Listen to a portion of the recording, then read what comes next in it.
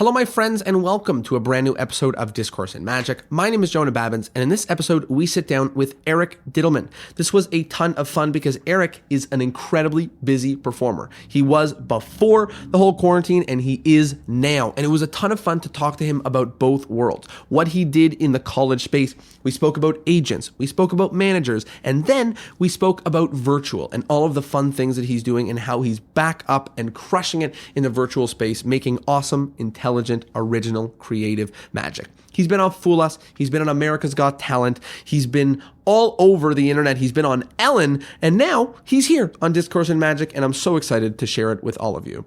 Here is a wonderful episode with the one and only Eric Dittelman.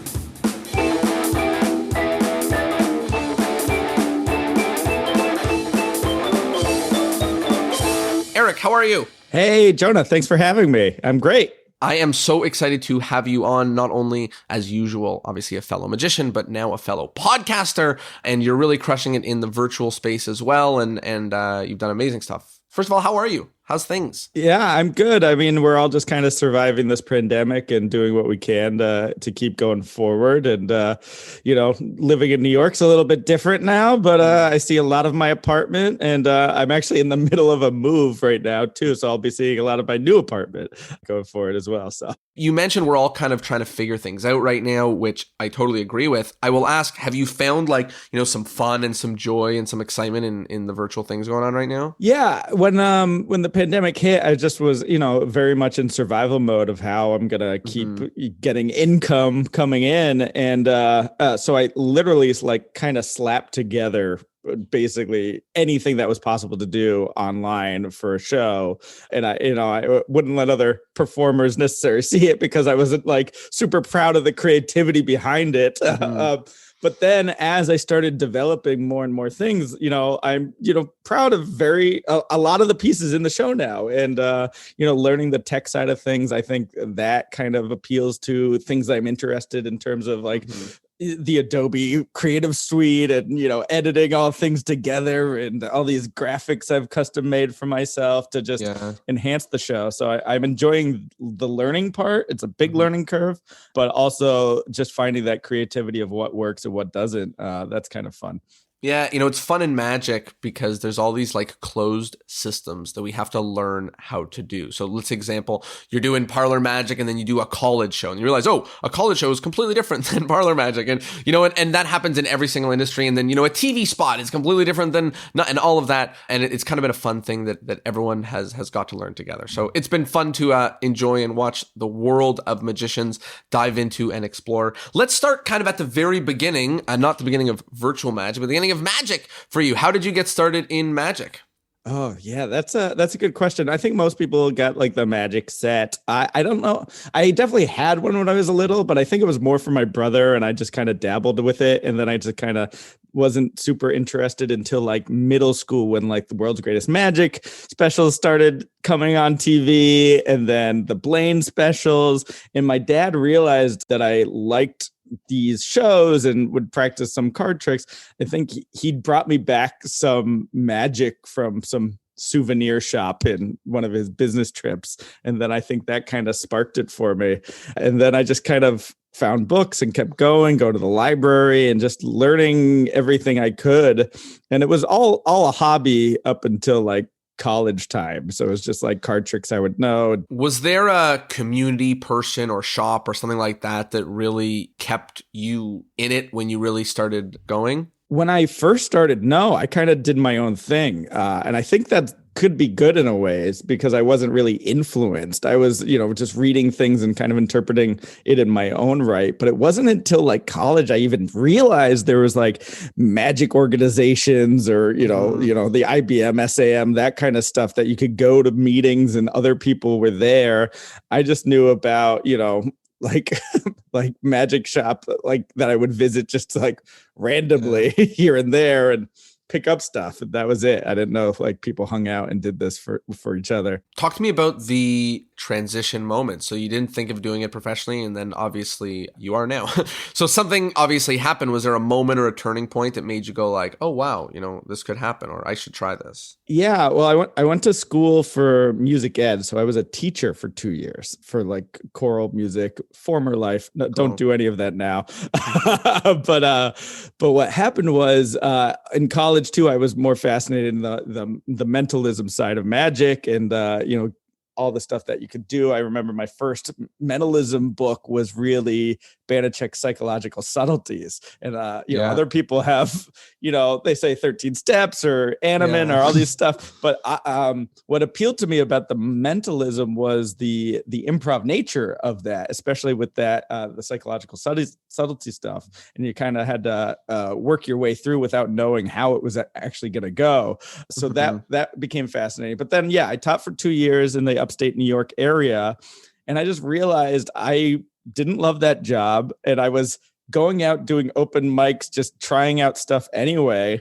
And I was really burning the candle at both ends, like staying out late, waking up early to teach. And then I was just like, I don't want to teach, and moved back to Massachusetts. And then was like, I'll start this entertainment thing and give that a go and see where I end up. Wow. And it seems like kind of this whole entire thing was you just like winging it and figuring out, was there any like, guidance or people or community or anything like that you were falling back on? Or you were just like, hey, what the heck? And if not, were there like online or virtual mentors that were like, moving you forward either magically or just to figure out how to even do any of this stuff? Well, I sought out mentors. I mean, obviously the guys at the Magic Club were nice and supportive and everything when I started going to that. So that was fantastic to just try out stuff in front of them and get feedback in the upstate New York area.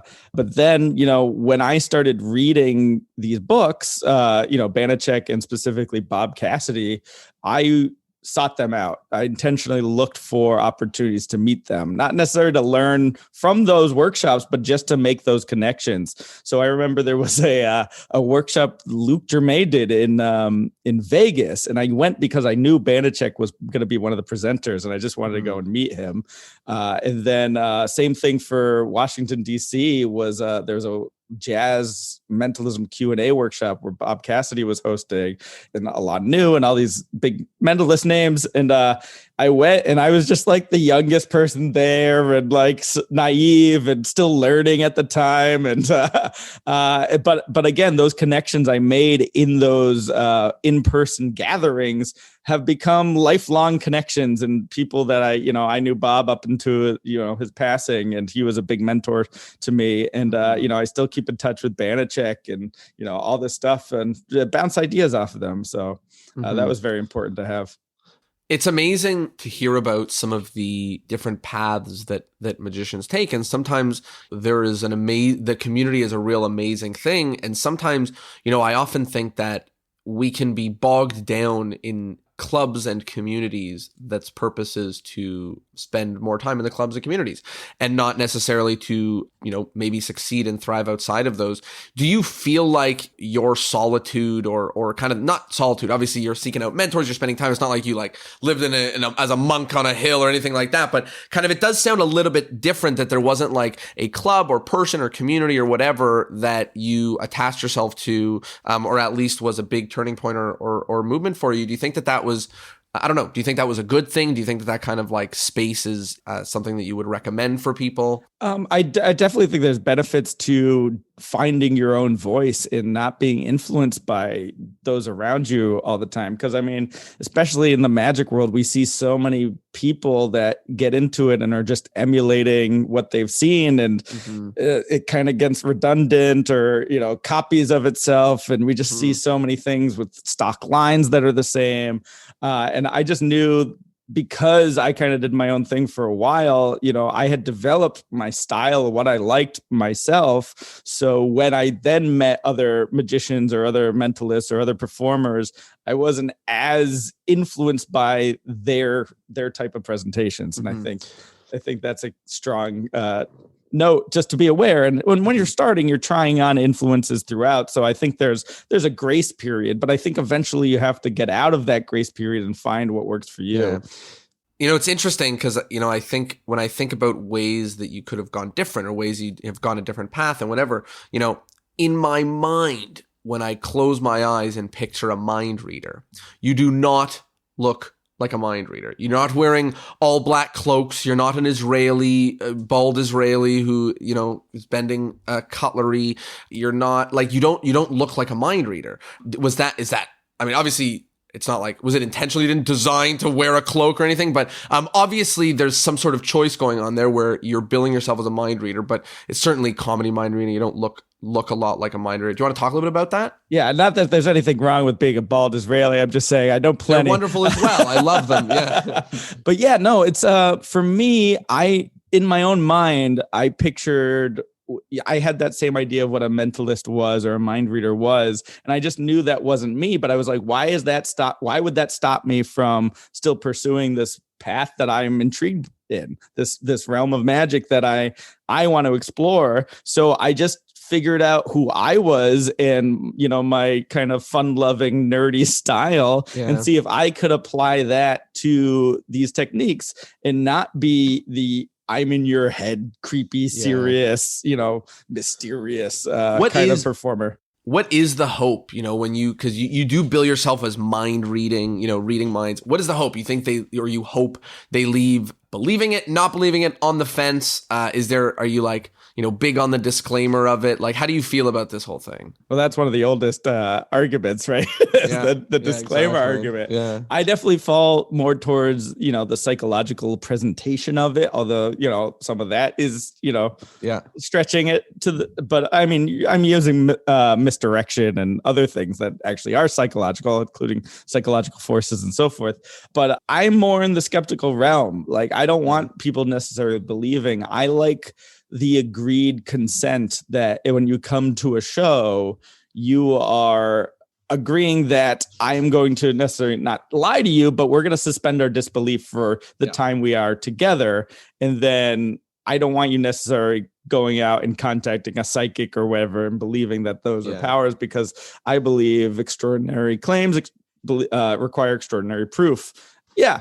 And in my show, that seriousness doesn't even necessarily come up. It's because it's designed as we're just having fun together. This is an experience you're having. I think it keeps it still lighthearted and not that level of people I'm going to really, truly believe. Although I still get my own fair share of emails and believers and stuff like that. And you have to handle that delicately. Yeah. Well, it's interesting, and it's I'm always interested in the world of mind reading, about how people are playing that, whether it's, played seriously or whether it's played somewhere in the middle. And I love what you said there, where like, really you do not want your people leaving your show going to seek some sort of fake procedure or fake medium or something like that because of your show. And I think that's probably a good benchmark way to just think about, what you can and cannot say. Is like, do I think this is going to make the average person go and seek a psychic? And if not, you might be safe. So I do like that. Let's talk a little bit more about the journey. You've been on such incredible, TV shows, all these spots, Fool Us, Ellen, America's Got Talent. Is there a secret? Like, are you laughing? Like all these magicians, like wondering how to get on and they don't even apply, or what? Like, is there something that you're like, oh, you got to send 10 applications instead of one? Like, is there something that people are missing? Or is there just a certain amount of like, once you kind of get on one or two of them, and once you kind of got yourself in a certain ring, then it's not, walk us through how somebody looking at this could be like, well, I want that. How would somebody get that? Yeah, I stumbled into every single one of those television performances. Nice. Nothing was pre-planned or anything like that. I think if you have goals, they will, and you work towards them kind of every day, they will eventually manifest. I mean, it's just being ready and prepared for when those opportunities come to make them happen. So it's the old story of no one's an overnight success, because they don't see the amount of work that happened. It's just when that opportunity came, they delivered. So for me, AGT was the big break for me. The first television thing. I'd never done any television before, and I was suddenly on like one of the largest platforms that you could be on. But when I started doing colleges, I just looked around at the other acts and I saw all these people that had TV credits, and I was like, if I want to compete, I need at least some sort of TV footage. Right. So even just a clip. So I had very, very low expectations going into America's Got Talent. But you applied, you auditioned? Well, it's funny. I was first sought out because I did a stupid little viral video that went it was like back in the iTricks days, if you remember, like when that was first starting, and it was a Slow News Days, and I think they picked it up, and then it must have gotten to some AGT producer and they saw that. But it was basically, I was doing a gag of the blindfold drive. I was blindfold tricycle drive around some obstacles with some friends. There was a juggler and like people doing a tug of war, and then it kind of broke out at the end, the track into 4 lanes with 3 American gladiators, and I had to find the one where the lane was free. So it was just like a silly spoof on a classic of mentalism, and that went viral. And they reached out to me because they saw it and they wanted me to do that act, and I was like, no, I'm not doing that. You're like, damn it. So I kind of any other options? Yeah, I just kind of brushed them off. And also I was like, there's no way to do mentalism on the show. 90 seconds, like that's not enough time. So I was like, no, pass. But then after, again, this was still when I was new to the profession and I was struggling to make ends meet, and a year goes by and I'm like, oh, I still need that. Maybe I will do that tricycle thing. I kind of reached out, exactly, to the casting call, and I was like, I'll give it a shot. I'll see what happens. And I kind of walked in. There was like it was not one of the big cattle calls where they were going to these huge cities. There was like a small satellite office in Boston with maybe like 30 people in the waiting room. And I didn't tell anyone I was even auditioning. I just kind of went, gauge it myself. And I was like, hey, if anything, at least I have the experience of what it's like to try out for one of these shows now. Yeah. And again, kept my expectations low the whole time, thought nothing was going to happen from it. And later on, I got the call and they were like, yeah, we're going to put you through to the first round in front of the judges. And I was like, what? So. Well, that's awesome. And it's one thing to get on those shows, but I think you did really, really a stupendous job. And I was really impressed with the Deal or No Deal bit.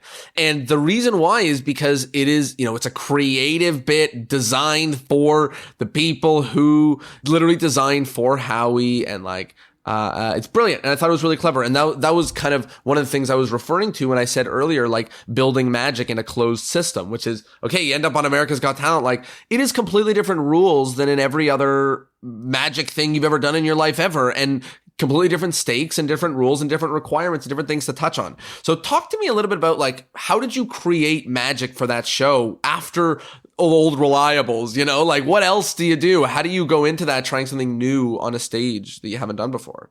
Yeah, that show in particular, I kind of approached with a strategy because I had watched every season since season 1, and it took me 7 seasons to audition for that show. So being a TV nerd, I think I knew what worked and what didn't, and I saw the phases of these big box illusions, and then I saw that them starting to lose interest in that as much, and then Dan Sperry was the first one to walk up to the desk, and I saw the reaction he got. So I was like, maybe this mentalism thing can work. So when I went for my audition, my only goal was to get a clip. So I was just like, I just need to make it to air and I'll be happy with that. So I chose the blindfold piece because it was something I was doing the longest in my show and I was most comfortable. So, which I would say, by the way, for anybody listening right now, that I would say would be the best decision that you could make, would be to take the one thing that you know best. And then when you finally get your big break, that's the one that you should do. I just wanted to touch in there to say, like, not graze over this important piece of advice here. And I'm going to contradict that in just a moment here when I get to my later rounds. But,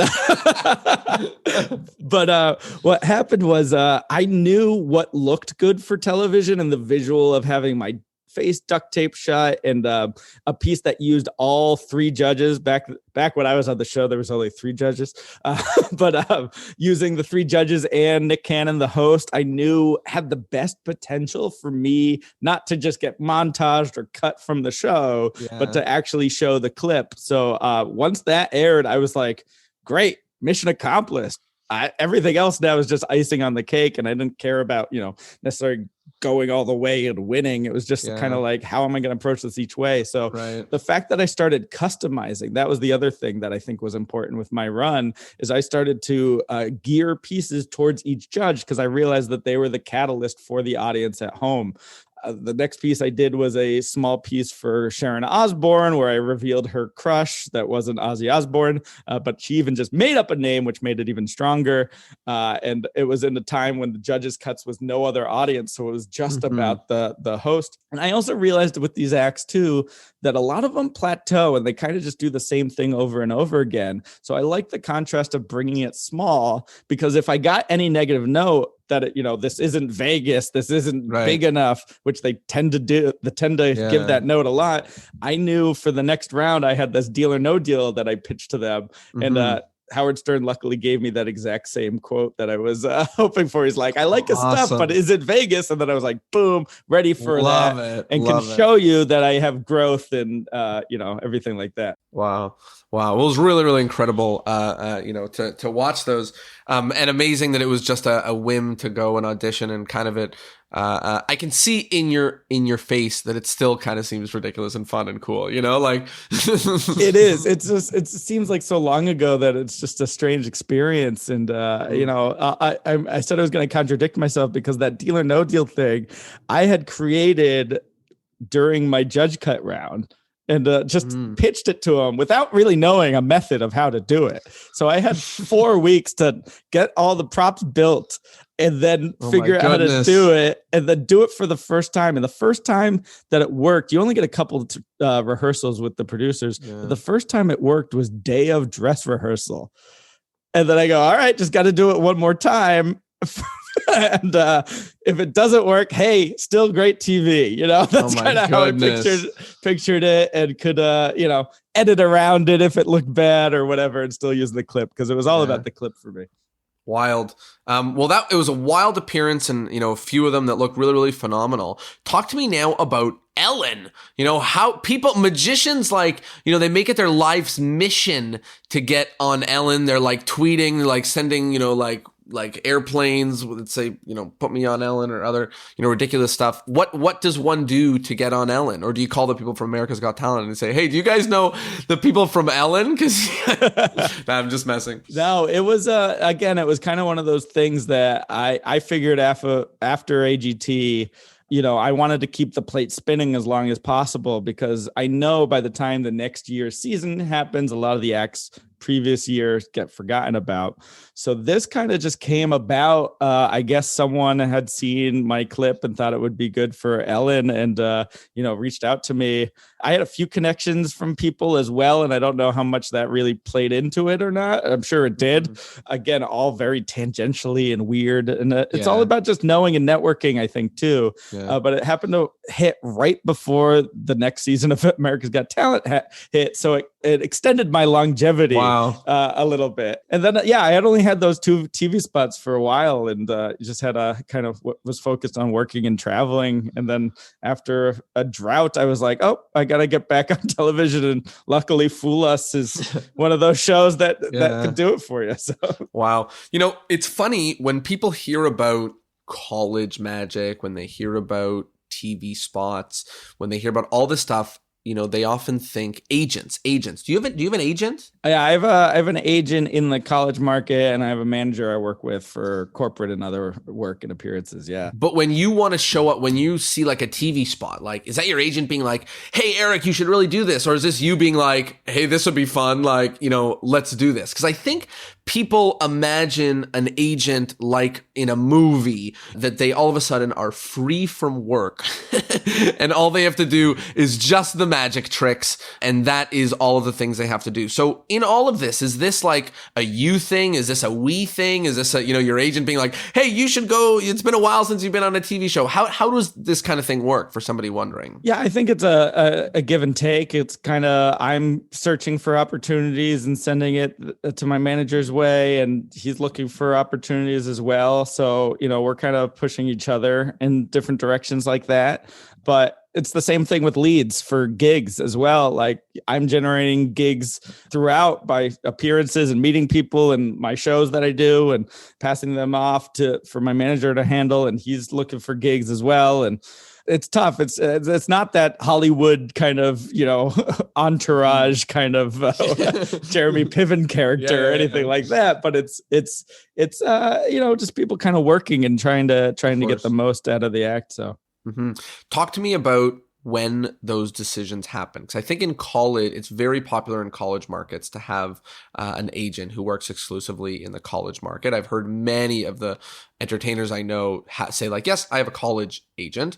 Talk to me about, does a manager find you? Do you find a manager? How do steps like that happen for somebody who, there's a lot of magicians who feel to themselves, and I know this because I teach a lot of, the business for magicians. And a lot of magicians feel to themselves like, if I only had a person to do all of the business, my life could be easy. And I would just find that. And I've never seen that happen in any world aside from once you've already made it so far that the team has a team, and only in that case. So talk to us a little bit about kind of, did you say, hey, I got to find myself a manager? Did someone find you? And I guess we're talking pre-COVID right now, but I think that it's still worth thinking about because that stuff either is going to be opening up or it's going to be exactly relevant in the virtual world. Yeah, absolutely. And I think that, that is the misconception that people think there's no work to be done once you find an agent. But you only get to do the magic tricks. That's what people think, right? You're always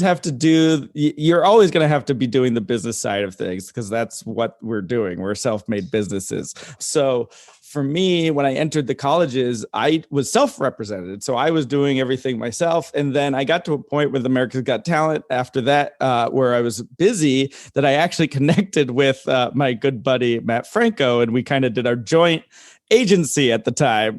Franco Talent, it lasted a couple years. It dissolved when one of us won America's Got Talent. Oh wait, that was Matt. Okay, cool. And then he moved to Vegas. Yeah. But yeah, he and I just kind of did our own thing. And I think when it comes to agents, they want to know that they're going to make money, with their work. So the more work you have coming in, the more likely you're going to be able to work with an agent because they know you're marketable and they're going to sell, especially when you're looking at like these huge Hollywood agencies too. Like I didn't waste my time reaching out to them because I knew I wasn't generating the kind of money that they're looking for those agents. But, in the college market, I was established. I was self-repped for many years. And then I got to the point where it's like, all right, I do want to reach out to I also know who are the top agencies now because I'm familiar with that market so many times. Yeah. And then I had a track record of being constantly busy and steady that I felt like I was in a good place to reach out and be like, hey, I can hand you all this work that I'm getting that'll lighten the load a little bit on the business side, not completely because I still have to do, track down leads and show up at the conferences and do all the same stuff. And I know it's a networking business. And I think that's the most important part is realizing you're never going to stop networking. You're never going to start building those lead generators. So and then just have a good reel. That helped. Having the TV credits helped, and just having a good show. That's the most important thing. I mean, there's many people who can be successful, and they think it's all about the marketing. But if when it comes to it, if you don't have a good show that's getting a good response, who's gonna rebook that? Everyone can get booked once, And I love what you said there about entering an industry self-represented, then understanding it, and then getting an agent. I cannot recommend that order enough of a way to do things. And it honestly feels, what I have found is it feels like the people who want agents are the people that agents don't want. And the people that could that agency would be fine, helpful for, are the people that, like you said, are already generating leads and sales and do good shows and, all that stuff happening. And I think there's a lot of assumption that it's like, let me find an agent and I'll work on the magic and they'll work on the bookings. And I so rarely, if ever, see things that look just like that. Let's talk a little bit about the virtual space. Obviously, March 2020, crumble, everything broken, Mayday, and then, okay, great, begun to rebuild. And you've actually kind of come out the other end doing some really, really awesome stuff virtually and just creating some content. Do you want to talk first about kind of virtual magic? Where did you go? Like, how did you kind of figure out how to pivot in this space? When March hit, I just kind of took some time just to like process this all this work that disappeared and how to approach surviving, until this pandemic was over. And I remember, speaking of agents, they were saying like, hey, is there a way to go to this virtual space as a mentalist, as a mind reader? It was for a week or two, I was like, no, there's no way. I don't know how this is going to work, but then I thought about it more and I tried to find what mediums were similar to this virtual world. And I know I had the TV experience, so working in front of a camera, those skills that I had came into play. But also, I kind of went more to, back in Dunninger days when he was doing mind reading over the radio. Yep. And of course, with my experience on America's Got Talent, I immediately thought of Howard Stern and kind of his radio talk show style. So I was like, maybe I can do a radio style show, but with a video, obviously, to sell a mentalism show. So I put together a YouTube live stream, but most of my magic colleagues were doing things that were visual and you could just watch and people would comment in the chat. But I was like, as a mentalist, I need to interact with people. So I created a call-in line, like a radio call-in show. Yeah. So I set up a little Zoom link below the live stream and people who are watching can click it and call in, and I'd bring them in one at a time and bring their video up, or sometimes 2 or 3 at a time if I involve multiple people. And I would just broadcast that all to the viewers who are watching, who are still chatting in the chat and everything like that. And at first I was just developing whatever you could do to make the show work and whatever material. But eventually, the more I did it, I started to find little things that I was proud of that I created specifically for this. And, nothing's groundbreaking in terms of methods or anything, but in terms of presentation and style, I wanted some cool wow moments, like using the backdrop behind me as it reveals, or just other pieces that are kind of customized towards the client as well. So I kind of took that aspect from America's Got Talent of that customization and was like, how do I make this so that we can bring the community together while we're forced to be far apart in our own homes? If we could have some logo or locations that are familiar to them, how can we bring that all together so we at least feel like we're still connected in some way? And I think that was key to my selling and marketing as well. Yeah, it's amazing that there's a space like America's Got Talent where it's like, okay, you got one opportunity, you don't get a lot of rehearsals, and yourself and many other magicians have really risen to that occasion to be able to pull something off on a stage like that. And similar to Ellen or any other shows like that, where you may have a one-off. But America's Got Talent, especially because when you get to the later rounds, you kind of have to maybe do material that you've never even done before. And it's amazing that there are magicians that are willing to rise to that challenge. And then sometimes there's the frustration in the world of virtual, like, how could I create a trick possibly to do, for a camera? It's like, we mash our brains together the same way that we had done it before. And I think you've done some amazing stuff. I think the other half about the world of virtual is just having the guts to do it, right? Because there's gonna have to be someone doing it first, and there's gonna have to be someone making mistakes first. And I think the other half of the success in virtual is just the going, you know what? I'm going to take a stab at it and figure out how to do. How early was that for you? Right out the gate? I know, especially with anybody who has a specific market they work a lot in, it was probably a little bit easier the transition because the colleges were going, hey, can you do anything? Versus you having to figure it out on your own. But talk to me about kind of the speed of the transition there. Were you like, let's do it? Or were you like, let's read some books for a little bit?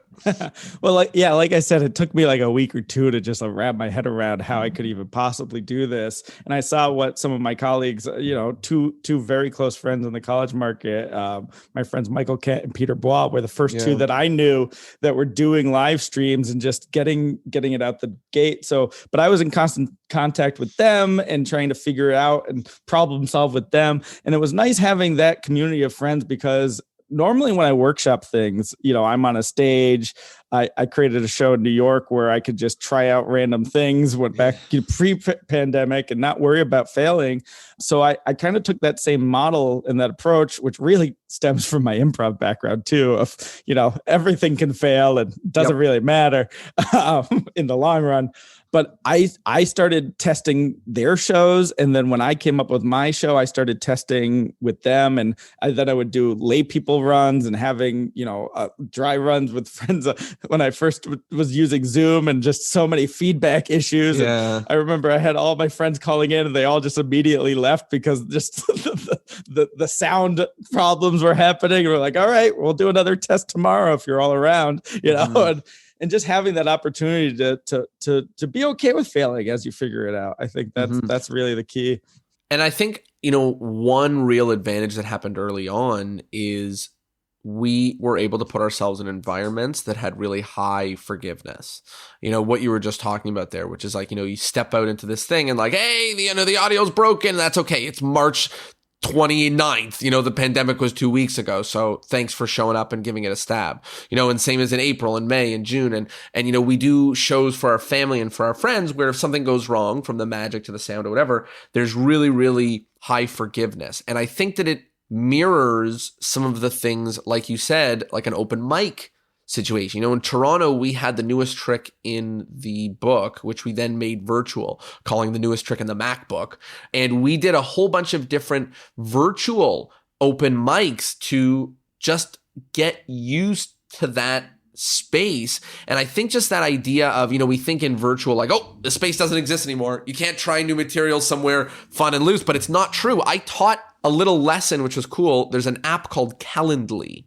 And people can schedule, and that's how you scheduled the call for So, but I recommend new magicians to get a Calendly and then post on Facebook and say, hey, I'm trying a new trick. Who wants to help? And they say, yes. You send a link and you say, here, schedule it. And then you are a one-on-one Zoom call with a magician. You do that 10 times. You've now put more practice into a trick than many magicians ever stepping foot on a real stage, with a trick. You've done it for real people, real tested, like in the exact environment that you're going to be in, like exactly the same environment. So I think being able to mold that kind of early practice space is something that you mentioned there that I think a lot of magicians forget about, and especially now where the forgiveness is lower in the world of virtual, now that it's been like a year or whatever. The forgiveness is a little bit lower, but it's still just as easy for us to generate those high forgiveness spaces,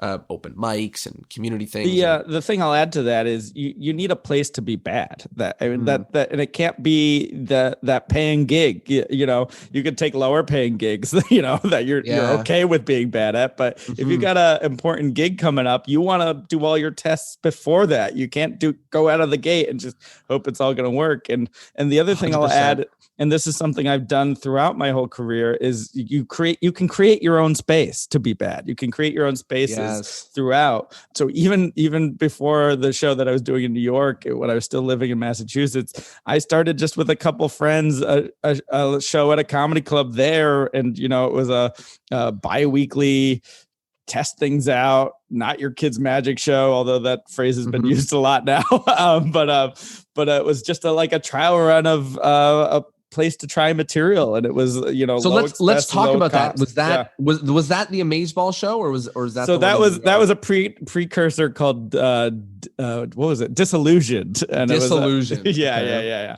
And then when I went to New York, whenever I'm just stuck creatively or you're trying to figure out the next steps, as I was learning the New York magic landscape and how to get gigs there, I always fell back on I can create my own space. So I created this Amazeball show that ran for 5 years. Currently, the venue unfortunately closed during the pandemic. So we're going to have to see what happens after, what venues are around to revive it. But the idea was to make it this underground community where you can have the freedom to try weird and experimental and strange and raunchy and R-rated magic material that often you don't get places to try that at, because a lot of the time it's got to be family friendly. It's got to be safe. It's got to be, one way or another perceived by the audience. But I just wanted to see, there's so many different flavors in the comedy world of different types of comedians trying different things, talking about different things, experimenting. And I loved that aspect of it. And I didn't see that a lot in magic. And I just was like, there's more than one flavor of, general magician that I just see a lot. And I just wanted to see how people could explore the space. And we've had wild things happen at the Amazeball show. We've had people strip. One person was an audience member. That was strange. We've had fire, guns going, or blanks, and fake guns going off and so forth. And oh my goodness. Political stuff that probably wouldn't play outside of New York, if you go into the middle of the country. Lots of experimental stuff. So I think that's fun to play around with and be important towards your creation. And I love what you said about like people forgetting that we can create those spaces, and we could create them in the real non-virtual world, and you can create them in the virtual world. And there are tons of virtual magic open mic nights going on, virtual comedy open mic nights going on. It's the same thing. It's just happened virtually, everywhere. So we can totally be a part of that. We spoke a little bit about the Amazeball show. I want to talk a little bit about improv, because I think that part of the kind of risk taking, being open to new spaces, trying new things, just allowing yourself to get into these intense situations where you may not have the answers going into them. There's a kind of comfortability in the uncomfortable. Do you want to talk a little bit about kind of a background in improv and maybe some of the lessons or some of the tools that you've taken from that? Yeah, absolutely. Again, kind of as I was developing my mind reading career and starting with magic real young, kind of going parallel along it was when I first got into improv. Through middle school, high school, I ran the improv troupe, and then I doing short form in college and so forth. Oh, nice. Very good. But I then really wanted to study and take it seriously. And, so I started taking, formal classes at Improv Boston, did a, week at Second City in Chicago. And then I moved to New York to be part of Upright Citizens Brigade and take their courses and everything like that. And again, it's networking and finding that path and seeing all these people that are kind of inspiring you in different ways and seeing how outside sources can influence your magic and mentalism. But there's so many lessons, like you're saying, just that follow the fear, which many people don't realize. Like you gotta just take chances sometimes and see where it goes. But also the fact that every improv scene is tissue paper. It's you throw it away after it's done. Yeah. So you can have that same mentality and just be free and present in the moment when you're creating and trying stuff. Obviously, you want to record, be aware, remember the things that work. Yeah. But if not, if you're one of those spaces you created where you're allowing yourself to be bad, that's, I think, where you're most free and can discover things that you wouldn't normally be able to discover. And there's something in the being comfortable creating. And I think what improv does more than anything is it's like do it, even if it's not great, just do it anyways. And then it'll maybe later it could be great, and maybe later. And an improv team, the thing you don't realize about an improv team is the thing that they came up with on the spot is from them working as a team for 3 straight years together and understanding 7 other individuals. And, that's similar in all the things. In Magic, when we create, when we're coming up with something, it is because we have used that muscle of knowing how to create. And we've made 97 other crap, creations, and we've had the eye to say, this is crap. Let's move on and find something that is better, and just being able to see that. And I think that it's about the reps. It's about putting the reps in and just like, try something else, try. And then eventually you're like, oh, that one's fun. And it's hard to do that without putting in the reps. Yeah, there's so many principles from improv you can apply to what we do. I mean, when you see good improv, it feels like magic. And oftentimes you don't see the other way around. Like, you just see people that feel so scripted or stuck in their ways that it doesn't feel loose, free, or natural. And some of that has to do with acting, and, improv helps with that. But it's more about reacting honestly and really listening. You can't do I've seen it done, but people trying to do improv by themselves, but more likely than not, it's at least 2 people, and you're getting information from your scene partner and how to proceed. And I think in Magic and mentalism, so much of it is about, I'm a solo performer on stage, look what I can do, that we forget that this is a two-way interaction, and that we should be affecting and really reading what our audience is giving us as well. Especially with mentalism, obviously it has to be interactive that way. And you got to be on your toes. You have a script, but you can divert away from it when you need be. And I think that's an important lesson from improv. And I think also one that we tend to forget as magicians is the lesson, play to the top of your intelligence, which is so big in improv. That's great. Really respect what the audience knows already. And I think so many people, again, we're talking in generals here, and I know there's specific cases where this isn't the case, but with a lot of the top pros already know this, but playing the top of your intelligence isn't just showing how smart you are. It's understanding what the audience knows. And I think we can self-delude ourselves and saying like, oh, they're not going to see this move that was a clear, obvious flash, and we're just taking that for granted so many times, or they're not really buying into this premise, but I'm still trying to shoehorn it in for some reason. Like that's playing to the top of your intelligence. You got to figure out where those moments are. And it's also like, I think about the like Teller quote and the thought, which is like, my audience is smarter than I am. All of them are smarter than I am. And like, not only playing to the top of your intelligence, which is, it's just a great language to think about it, but also like playing to their intelligence. They're all real smart people, and so, both of those things happening. And I think it's really easy in Magic to, once we know how the trick works, we can't unknow. And it's hard to forget when somebody sees something, if it's obvious or not, because we don't know. You can't unsee what we know. And sometimes the thing is so darn obvious because we're not assuming that they're like really smart people, and same thing with our presentations and premises and all that. That stuff happens often. I want to talk about another thing that you were doing in the pandemic, which is you started a podcast. You and Matt started a podcast, Mind Over Magic. Do you want to talk to us a little bit about it? Sure. Yeah. Matt and I have been friends. I mean, since we met in the college market world way back when, over 10 years ago now. And we just, Matt's path has been crazy, winning AGT and going to Vegas, and how he's been dealing with the pandemic. So we started just calling each other more when this pandemic hit.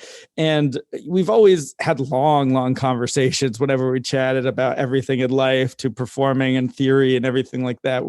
We've always been helping each other create and bouncing ideas off each other when we're coming up with new stuff. So we were like, maybe people want to listen to some of this. There's some useful stuff. So we started the podcast, Mind Over Magic, just to chat and catch up. And we talk about, everyday occurrences that are happening while he's navigating Las Vegas and I'm navigating New York. But then we've also fell into this part in like the second half of our episodes. So if you don't like the first half, definitely stick around for the second half, where we talk a lot about philosophical things that pertain to performing, whether it be productivity, tricks and techniques, or ethics and how we approach that, or just when it comes to having a believer was on one of our last episodes of how you approach that delicately as well.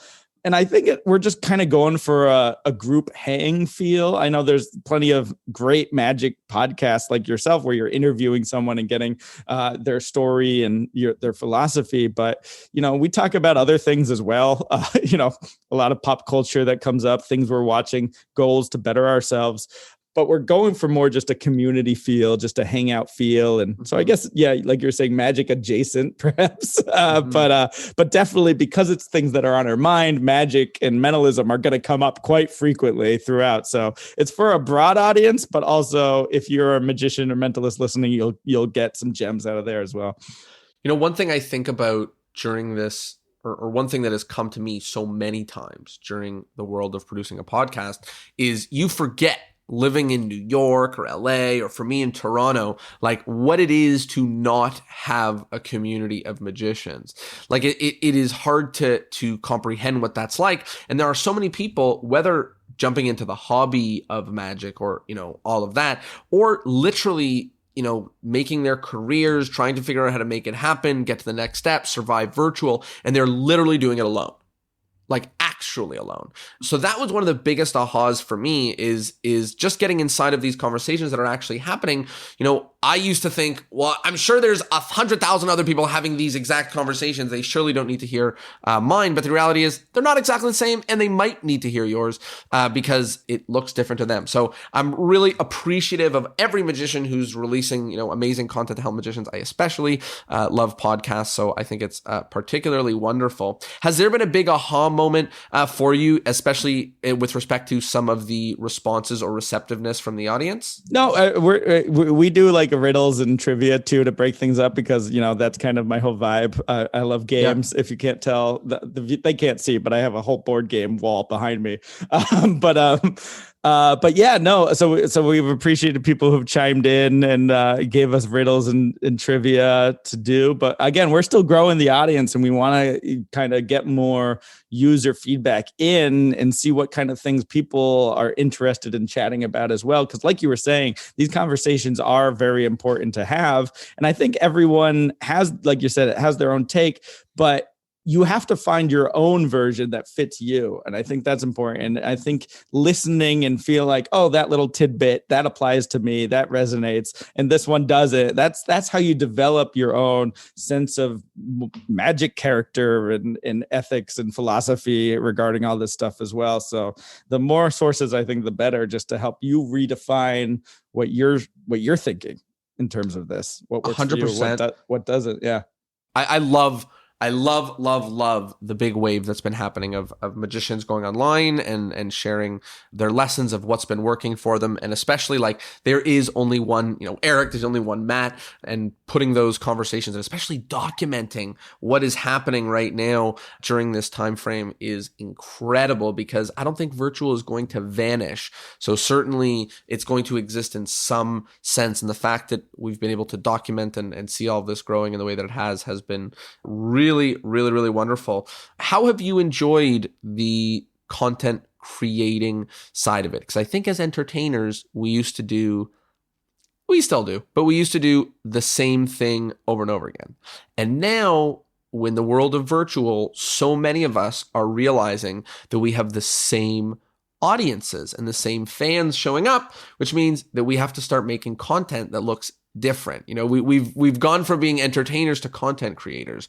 And in some ways that's really easy, and in some ways that's really challenging. How have you enjoyed that switch or that, kind of change? Yeah, I actually haven't put too much thought into that, really. I just kind of do the thing and not really, maybe that's the improv background is just, and that's the lesson too. Is it Amy Poehler or Tina Fey? One of their books is just do the thing. That's kind of their takeaway. I love it. Because you can talk about the thing, you can plan the thing, but until you do the thing, you haven't done the thing. And the thing is all that it's about, really.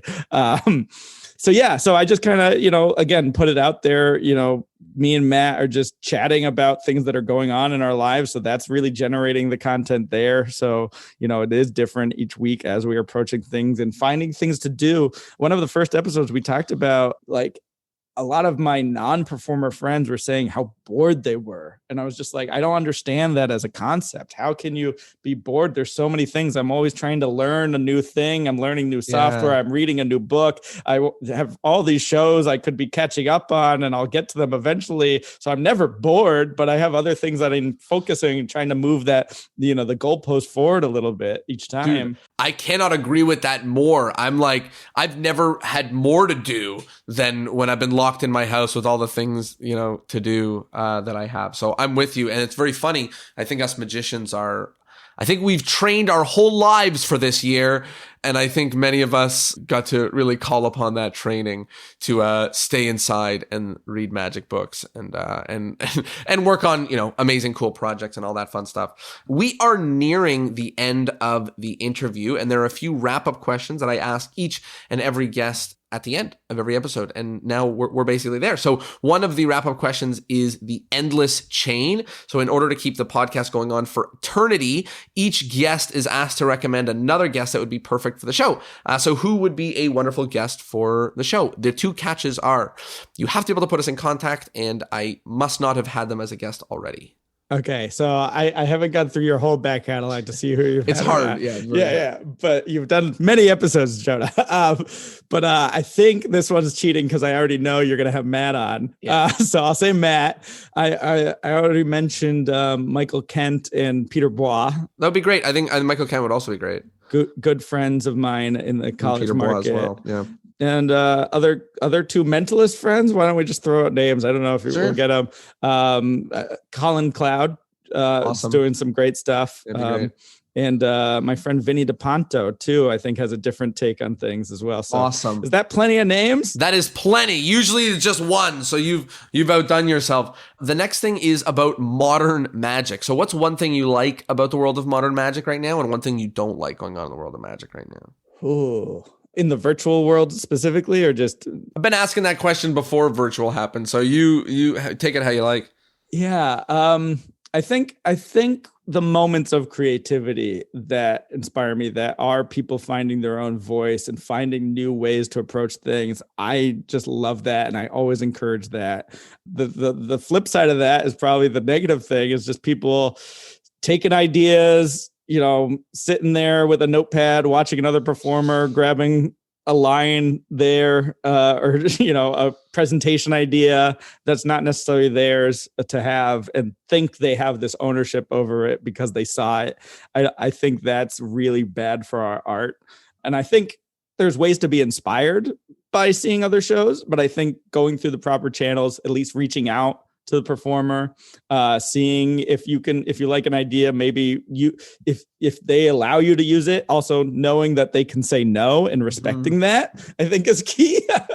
So I think there can be collaboration based off of inspiration, but there's just too much people just taking things from themselves. And the thing that bothers me the most, I think, in magic, this world, I realize this is very negative heavy rather than the positives I just gave. I like it. There's a lot of just arrogance that I don't think is necessary to be a good magician.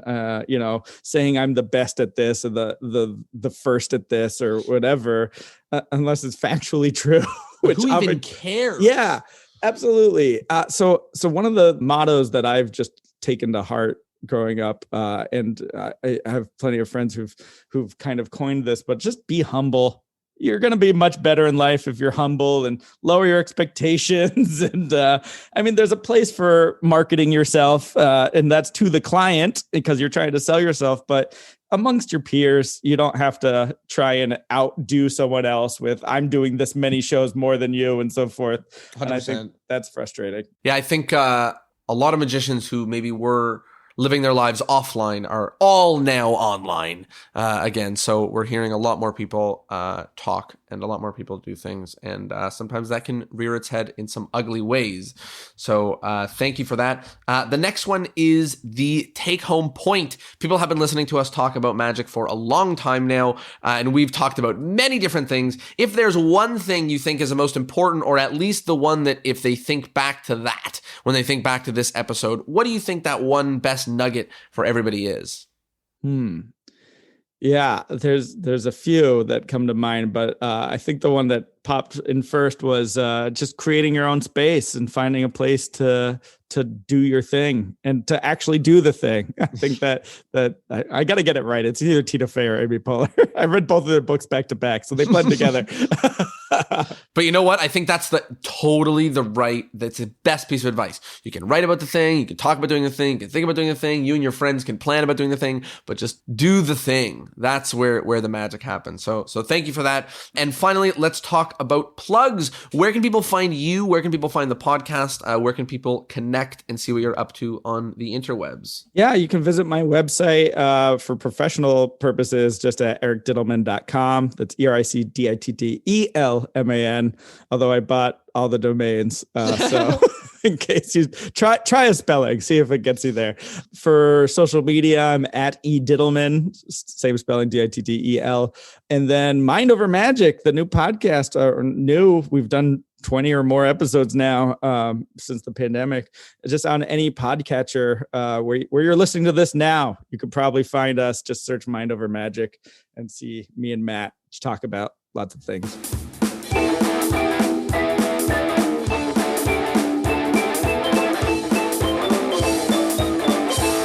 Well, there you go. I hope you liked the episode, and I hope you enjoyed it and learned a thing or two. That's kind of the whole point. That's the reason why you're here. So if you did learn something, if you liked it, it would mean the world if you told a friend, because that's kind of the only way that these things grow. But also, you should use the opportunity to check out Eric's podcast, Mind Over Magic. It is him and Matt Franco and a ton of fun. And I think if you enjoy this, there's a really, really, really high likelihood that you're going to enjoy that too. Thanks for being here, and I'll see you next Thursday. Peace.